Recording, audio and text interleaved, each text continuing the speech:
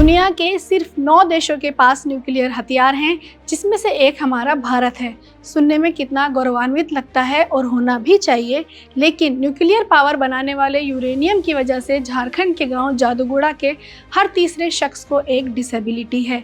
Uranium प्राकृतिक रूप से पाई जाने वाली रेडियोधर्मी धातु है, जिसका उपयोग परमाणु ऊर्जा और परमाणु हथियारों में किया जाता है। जादूगोड़ा में यूरेनियम खदान के कचरे से गाँव के लोग बीमारियों और खतरों से भरी जिंदगी जी रहे हैं।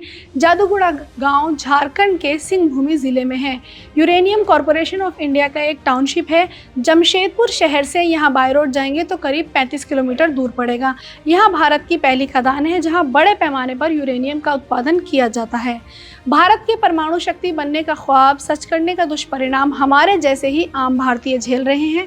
सरकारी website uranium corporation of India पर दी गई जानकारी के मुताबिक झारखंड के जादूगोड़ा में यूरेनियम खदानों से निकलने वाले रेडियोधर्मी कचरे के कारण जिन लोगों की जिंदगी खतरे में है, उनमें ज्यादातर आदिवासी समुदाय के हैं। ये लोग गंभीर स्वास्थ्य समस्याओं से जूझ रहे हैं, इसके बावजूद खदानें चल रही हैं। झारखंड का ये छोटा सा गांव जादूगोड़ा यूरेनियम प्रदान कर भारत की परमाणु क्षमताएं तो मजबूत कर रहा है, लेकिन यहाँ के लोगों के लिए यह धीमा विनाश हथियार बनकर उभर रहा है।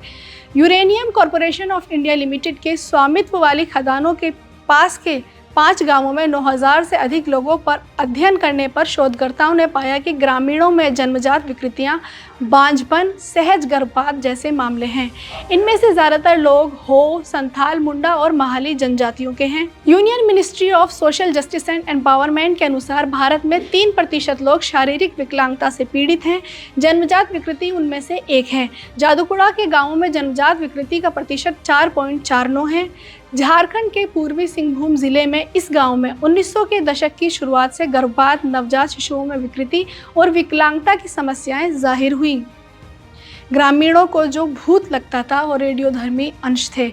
Uranium corporation of India Bharat में वर्तमान में सक्रिय यूरेनियम खनन संयंत्रों में से एक है। UCIL 1967 से कार्यरत है।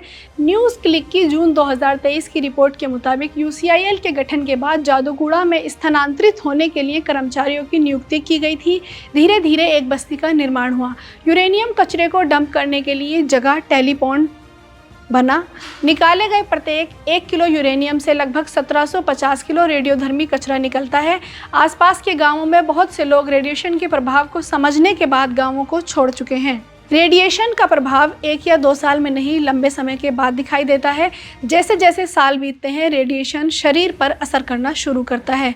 शुरुआती प्रभाव त्वचा रोगों के रूप में होता है, जब सफ़ेद, रोमचिद और धब्बे दिखाई देने लगते हैं।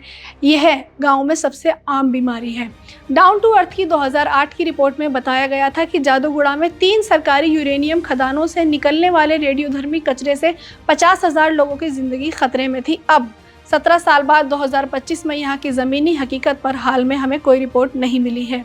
Uranium corporation of India limited इन क्षेत्रों में कई खदानों का संचालन करता है, जिनमें जादूगोड़ा के अलावा भाटिन, नरवाफाड़ और तुरामडीह जैसी भूमिगत खदानें शामिल हैं।